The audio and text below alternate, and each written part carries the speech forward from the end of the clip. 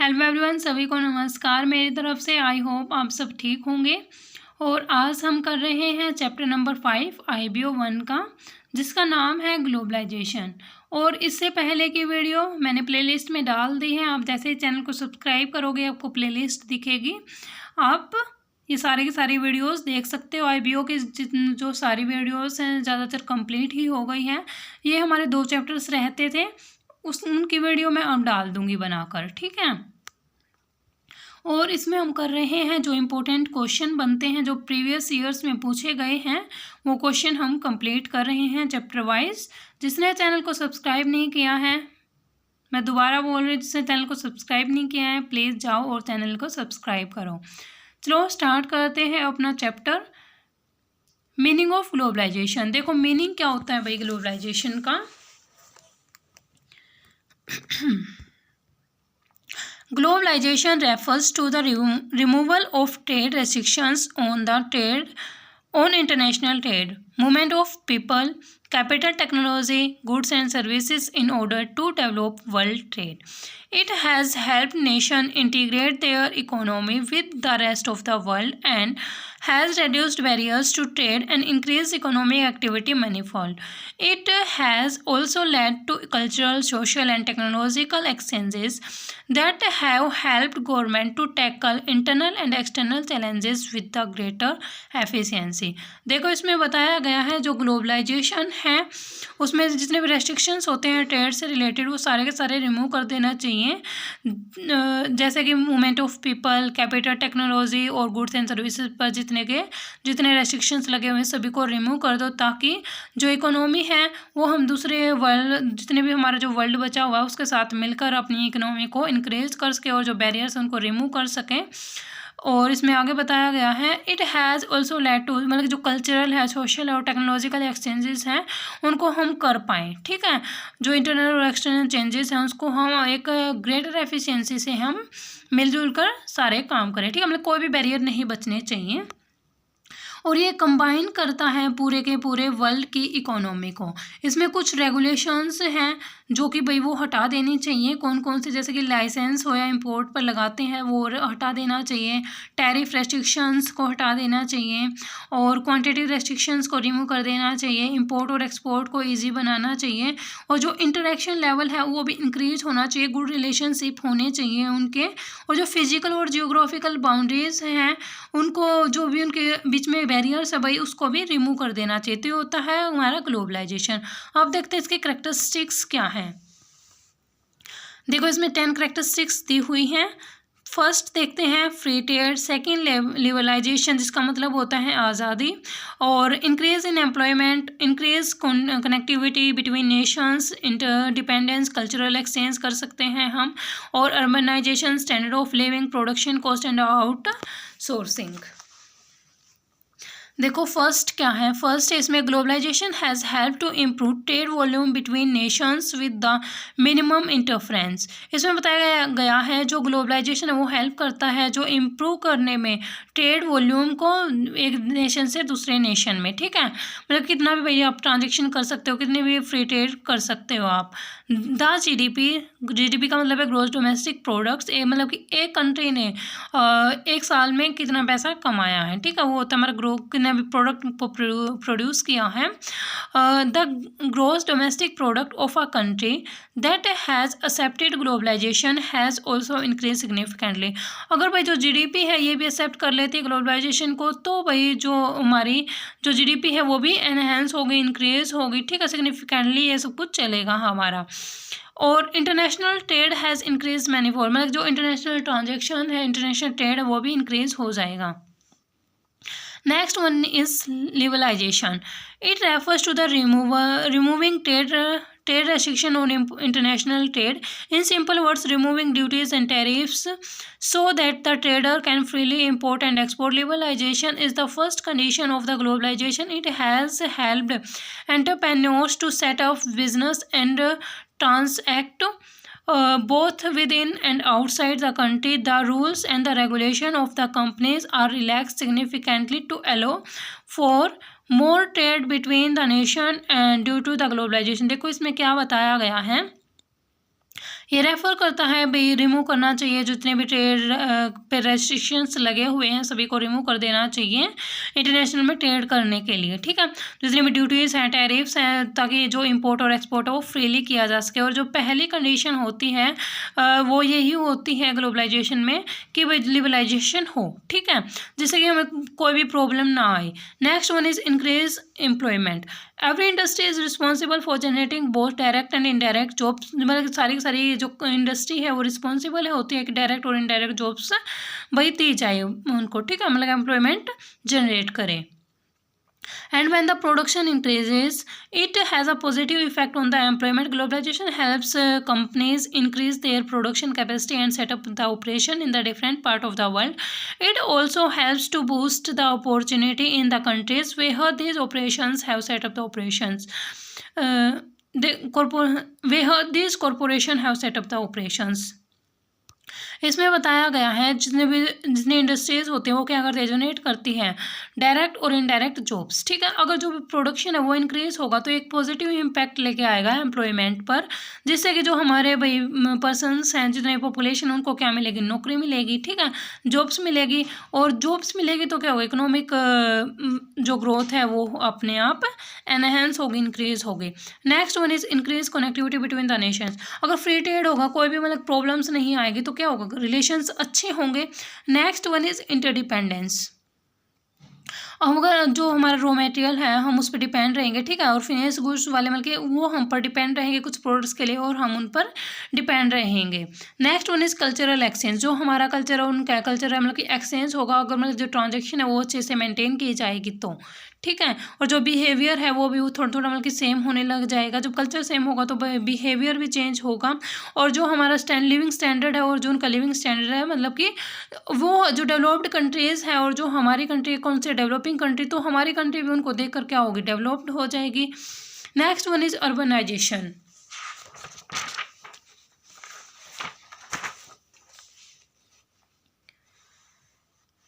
इसमें कुछ पॉइंट कटा हुआ भाई यहाँ से,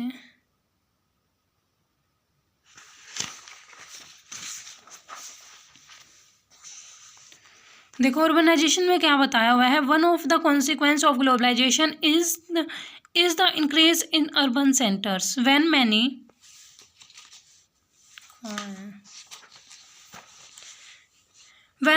opportunity. It is one of the main reason why globalization allows more and more to improve their standard of living. Urbanisation में बताया गया मतलब ज़्यादा से ज़्यादा अपॉर्चुनिटीज़ आएगी, जिससे क्या होगा कि आपको जो पर्सनस हैं, जो पीपल हैं, जो उनका लिविंग स्टैंडर्ड है वो क्या होगा, इंक्रीज होगा। नेक्स्ट वन इज़ प्रोडक्शन होगा तो क्या होगा, आपको जॉब्स मिलेगी, जॉब मिलेगी तो क्या होगा, फिर इकोनॉमिक ग्रोथ होगी, ठीक है। Next one is outsourcing.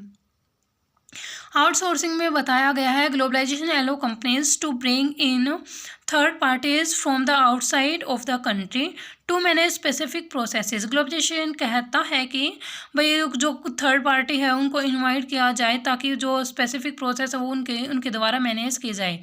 They take the steps to reduce the internal cost. और वो क्या करेंगे, जो इंटरनल कॉस्ट है, जो रॉ मटेरियल की मतलब जो प्रोसेसिंग करते हैं तो उसकी कॉस्ट उसको कम करेंगे और इम्प्रूव करेंगे क्वालिटी को, जिससे क्या होगा, हमारी कॉस्ट कम आएगी, ठीक है, और हमें क्या होगा, बेनिफिट होगा। जैसे फिर इसमें बताया most of the MNCs give the routine jobs to the third party which result in the development of the BPO, ठीक है। इसमें बताया गया जो एमएनसीज है उनको मतलब कि ट्रेनिंग देती है, भाई कुछ भी बताते हैं थर्ड पार्टी को, तो जिससे क्या होगी, हमारी डेवलपमेंट होगी पीओपी की। नेक्स्ट है इसमें फैक्टर्स जो कि ग्लोबलाइजेशन पर इफेक्ट डालते हैं। देखो जैसे कि हम ग्लोबलाइजेशन करेंगे तो जो हमारा कल्चर है वो चेंज होगा, ठीक है, और या ऐसा भी हो सकता है जो हमारा कल्चर चल रहा है हम उसको भूलते चले जाएं, ठीक है, उनके कल्चर को एडॉप्ट कर लें, तो भी एक भाई डिसएडवांटेजेस हैं इसके लिए। और हम बोल सकते हैं भाई एडवांटेजेस भी हैं, क्योंकि बोलते हैं ना कि भाईचारा, अगर भाई कल्चर सेम होगा तो भाईचारा भी माना जाएगा, ठीक है। इम्प्रूव ट्रांसपोर्टेशन, अगर एक कंट्री से दूसरी कंट्री में हम ट्रेडिंग कर रहे हैं तो जो ट्रांसपोर्टेशन है वो उसकी कंडीशन क्या होंगी, अच्छी होंगी, ठीक है। Low barriers to trade and investment, जो बैरियर्स उसको रिमूव कराया जाएगा तब जब हम क्या करेंगे, ट्रेड और इन्वेस्टमेंट करेंगे तो जो बैरियर्स है उसको कम कर दिया जाएगा। टेक्नोलॉजी एक्सचेंज होगी, ठीक है। अगर जो उनकी टेक्नोलॉजी अच्छी लगेगी तो हम उसको एडोप्ट कर लेंगे। लेबर अवेलेबिलिटी में जो स्किल्ड और अनस्किल्ड दोनों को भाई लेबर जो स्किल और अनस्किल्ड दोनों को क्या मिल जाएगी, जॉब्स मिल जाएगी, ठीक है। तो ये थे कुछ forces of globalisation.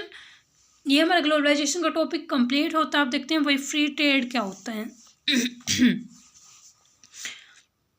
Free trade refers to the trade among countries without any tariff and non-tariff barriers, but in actual practice it is hard to find any country doing free trade except in the regional economic grouping. मैंने आपको chapter करवा दिया है regional economic grouping का, आप जाके playlist में देख सकते हो।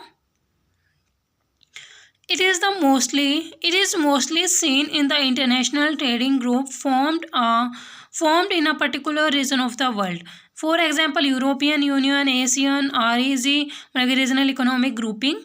In such groupings, member countries is agreed on the free trade among them. देखो इसमें क्या बताया गया, जो फ्री ट्रेड का मतलब क्या होता है। फ्री ट्रेड होता है मतलब कि फ्री में ट्रेड करना, जो टैरिफ और नॉन टैरिफ है वो बैरियर्स उसको रिमूव कर देना, ताकि जो प्रैक्टिस है जो हम ट्रेडिंग कर रहे हैं वो हम फ्रीली कर सकें। और ये देखा गया कि भाई कहीं पर ये फ्री ट्रेडिंग नहीं मिलती, फ्री ट्रेडिंग बस यहीं पे मिलती है जहाँ जो कि रीजनल इकोनॉमिक ग्रुपिंग है उनमें, ठीक है। और भाई इसमें आगे क्या बताया गया है, मोस्टली सीन इन REG वही बताया गया है, और कुछ एग्जांपल दिए गए हैं यहाँ पे मिलते हैं। यूरोपियन यूनियन हो गए, एशियन हो गए और REG हो गया, ठीक है। इन सच ग्रुपिंग मेंबर कंट्रीज होती हैं जो REG की और यूरोपियन की और एशियन की, तो वो एग्री हो जाती हैं फ्री ट्रेड करने के लिए। नेक्स्ट वन इज एडवांटेजेस बतानी है फ्री ट्रेड की, क्या क्या एडवांटेजेस होती हैं।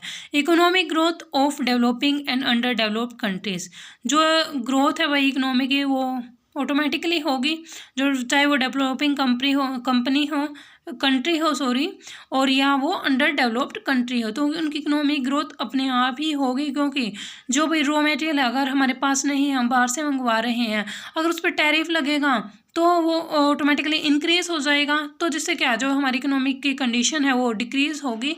अगर टैरिफ नहीं लगता तो क्या होगा, इकोनॉमी इंक्रीज़ हो जाएगी। जो हमारी इम्पोर्टिंग कॉस्ट है वो क्या आएगी, वो भी कम होगी, और जो हमारा रॉ मटेरियल लग रहा था उसकी कॉस्ट कम हो गई उससे, और जो फिर हमारा जो प्रोसेस करेंगे हम प्रोडक्शन के टाइम पे वो कॉस्ट भी हमारी कम होगी।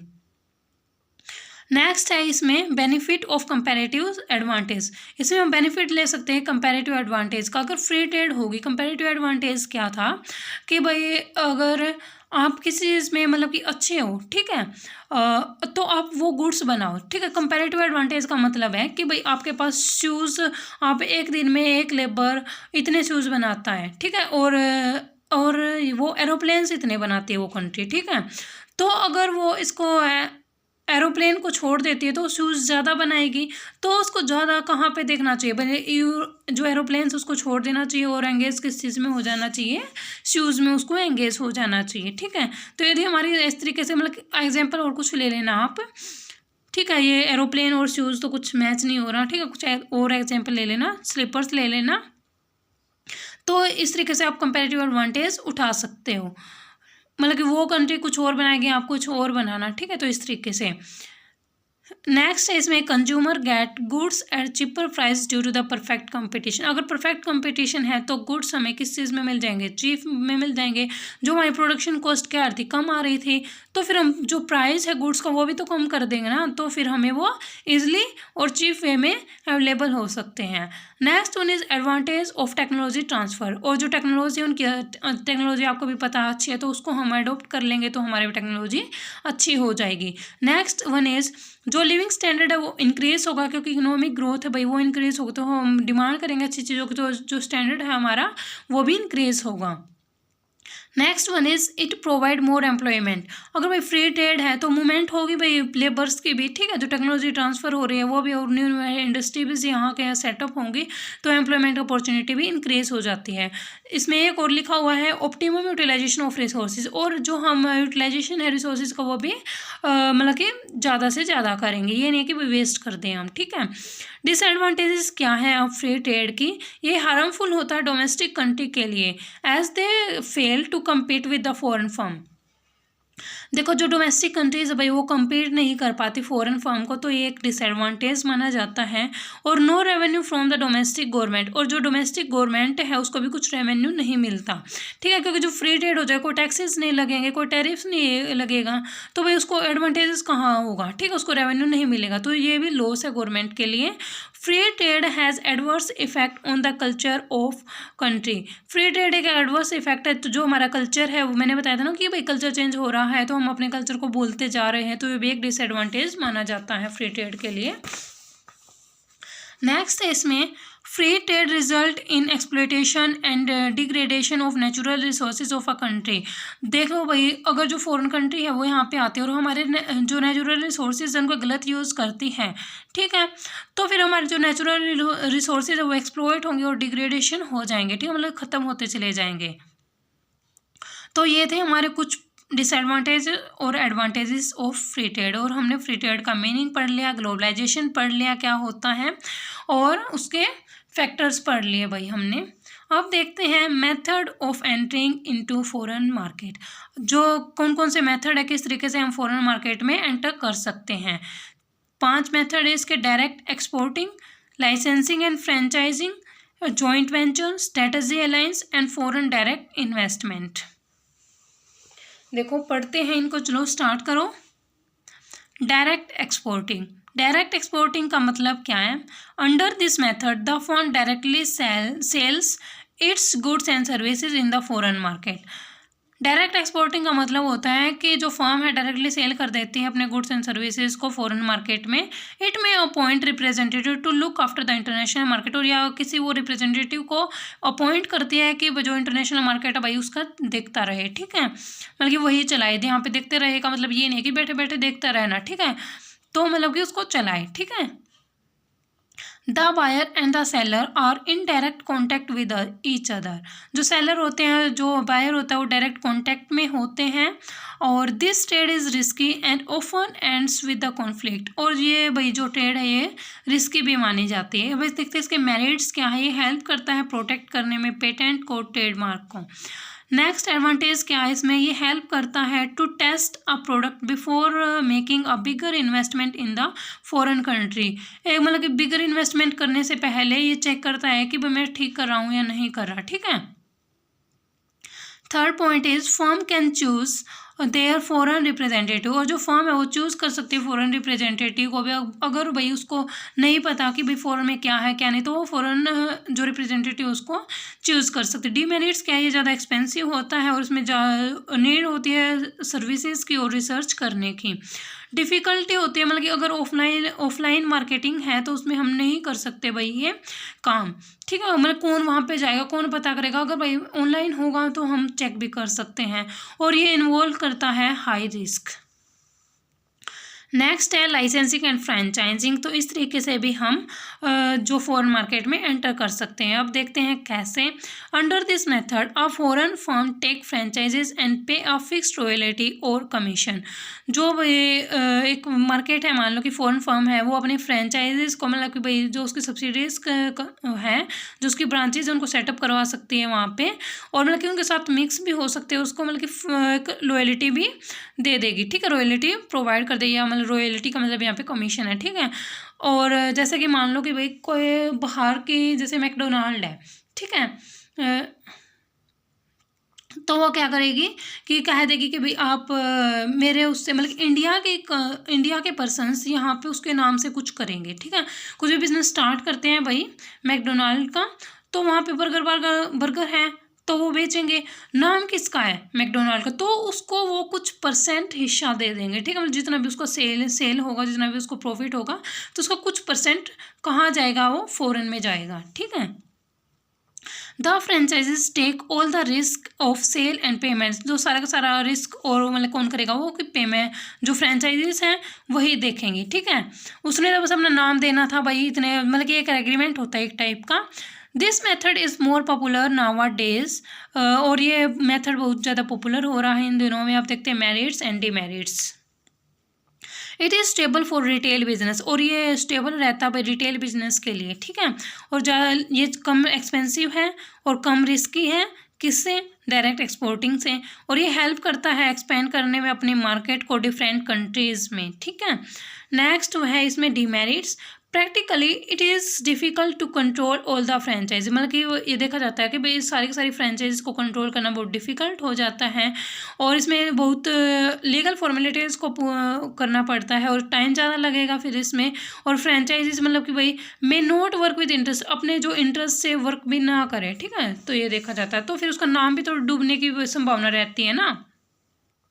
नेक्स्ट इसमें जॉइंट वेंचर। जॉइंट वेंचर में देखो भाई क्या बताया गया है, in this method a firm joins hands with the foreign company to do the business. जो फर्म है वो जॉइन हो जाती है, मतलब कि भाई हाथ मिला लेती है फॉरेन कंट्रीज़ के साथ कि भाई हम बिजनेस करेंगे आपके साथ, ठीक है। जॉइन का मतलब समझ लो आपकी भाई जॉइन होना, ठीक है। The domestic firm has to either invest or share its knowledge and technology with the foreign firm। इसमें बताया गया है जो डोमेस्टिक फर्म है वो इन्वेस्ट करती है और अपनी नॉलेज और टेक्नोलॉजी को शेयर करती है फॉरेन फर्म के साथ, और इसमें ट्रेडिंग होती है। This type of trading is seen while establishing large production unit in the foreign country, और ये तभी मतलब इस टाइप की ट्रेडिंग में देखी जाती है जब आप वहाँ पे लार्ज प्रोडक्शन यूनिट सेटअप कर रहे हो फॉरेन कंट्री में। अब देखते हैं मेरिट्स क्या है इसके और डिमेरिट्स क्या है। फर्स्ट पॉइंट है इसमें both the firm share their expertise and technology. जो दोनों की दोनों फर्म है वो क्या करती है, जो अपने एक्सपर्टाइज हैं और जो टेक्नोलॉजी है उनको शेयर करती है। Both the companies make investment as per the agreement, जो भी एग्रीमेंट हुआ है उसके हिसाब से वो क्या करती हैं, इन्वेस्टमेंट करती हैं। और ये लेस रिस्की होता है बिकॉज इफ़ अ लॉस, अगर लॉस हो जाता है तो दोनों कंपनीज में शेयर किया जाएगा। It helps to transfer and share latest technology of new economy. इसमें बताया गया है जो कि ये हेल्प करती है ट्रांसफ़र करने में और शेयर करने में जो लेटेस्ट टेक्नोलॉजी आती है, ठीक है, latest technology of a new company. Next देखो नेक्स्ट पॉइंट है इसमें, there may be cultural clashes in the conservative countries. इसमें क्या होता है भाई, कल्चरल क्लासेस के भी चांसेस होते हैं, क्योंकि भाई जो फॉरेन कंट्री उसके कल्चर अलग है और जो हमारी कंट्री के कल्चर अलग हैं, तो जो कल्चर क्लासेस है उसमें भी संभावना होती है कि भाई वो जो कल्चर हमारे क्लास ना हो जाए। Some countries do not accept foreign companies because they feel that their culture and tradition will be affected। तो वो बहुत सारी कंट्रीज़ है वो ऐसा फील करती है कि भाई हाँ जो हमारा कल्चर है वो नष्ट हो रहा है, तो इस चीज़ को नहीं मानती, ठीक है। Next one is formation and dissolution involve a lot of time and formalities, मतलब बहुत टाइम लगता है इन चीज़ों में, बहुत फॉर्मेलिटीज़ करनी पड़ती हैं। टेक्नोलॉजी हैज़ भी, जो टेक्नोलॉजी वो भी शेयर कर दी जाती है इसमें, ठीक है। मतलब कुछ भी हमारे पास इस तरीके का नहीं बचता कि भाई हम कुछ सीक्रेट रख ले, ठीक है। जॉइंट वेंचर था वो हमारा। आप देखते हैं स्ट्रेटेजिक अलायंस, मतलब गठबंधन करना।